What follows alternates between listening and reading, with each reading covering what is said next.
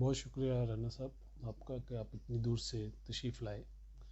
असल में महंगाई का सैलाब तो जब से इमरान खान आया है तब से ही आ रहा है। रोज़ाना पेट्रोलियम की प्राइसेस को इंक्रीज़ मिल रहा है। रोज़ाना चीनी का कोई ठहराव नहीं है। हमारे दौर में चीनी 52 रुपीज़ थी, आज 150 को टच कर रही है। हमारे दौर में पेट्रोल जो था फ़ी बैरल 100 से ऊपर था, लेकिन हमने इसको कंट्रोल रखा 72-82 रुपीज़ पर लीटर के हिसाब से। हमने गंदम जो थी वो 560 रुपये पे थी। हमने किसानों को खुशहाली देने के लिए हमने इसको 1150 रुपये पे लेके गए। लेकिन हमने बेनज़ीर इनकम सपोर्ट्स प्रोग्राम के तहत हमने गरीबों की जो माशी हालात थे वो बेहतर करने की कोशिश की और हुई, और उनकी इनकम जिनकी इनकम में 25% हमने इजाफा किया। सैलरीज जो थी हमारे दौर में गवर्नमेंट मुलाजमीन की 150% तक हमने बढ़ाई। पाकिस्तान पीपल्स पार्टी हमेशा से अवाम के साथ खड़ी होती है। आज भी हम अवाम के साथ खड़े हैं। अवाम जो है महंगाई की चक्की में पिस रहे हैं।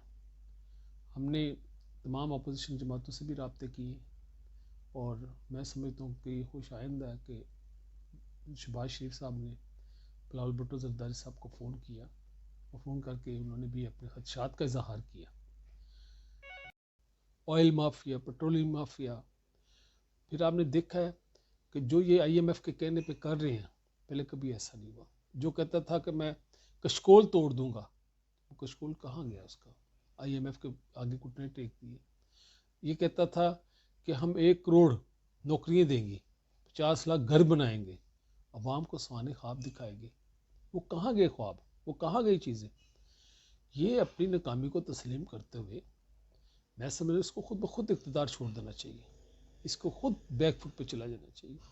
कब तक अवाम का खून चूसेगा? अवाम जो है खुदकुशियाँ करने पे मजबूर हो गए, अपने बच्चे बेच रहे हैं।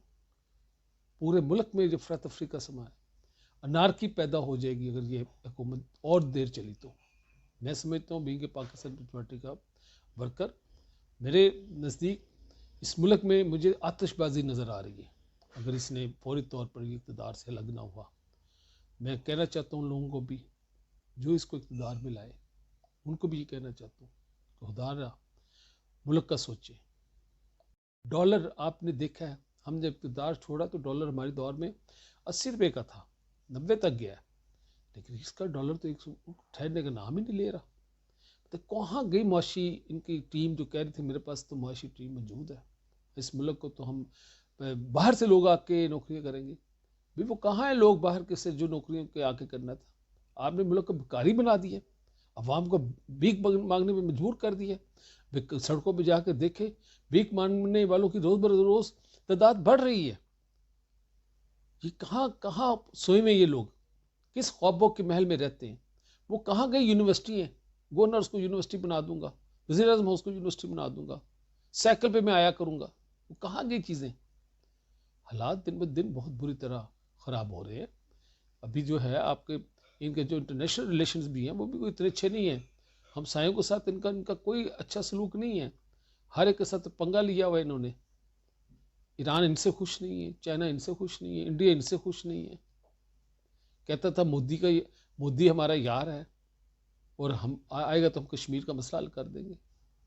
सबसे दुनिया की सबसे बड़ी जेल कश्मीर बनी हुई है। कश्मीर पे क्या इन्होंने का मौक़िफ़ लिया है?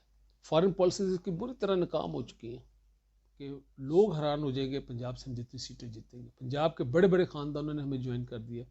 दोस्त मोहम्मद खोसा देख ले, जुल्फ़कार खोसा फैमिली देख ले, और आपको मैं बता दूं कि 42 लोग के करीब मेरी प्रेडिक्शन है कि जो है वो ज्वाइन करने वाले हैं हमें।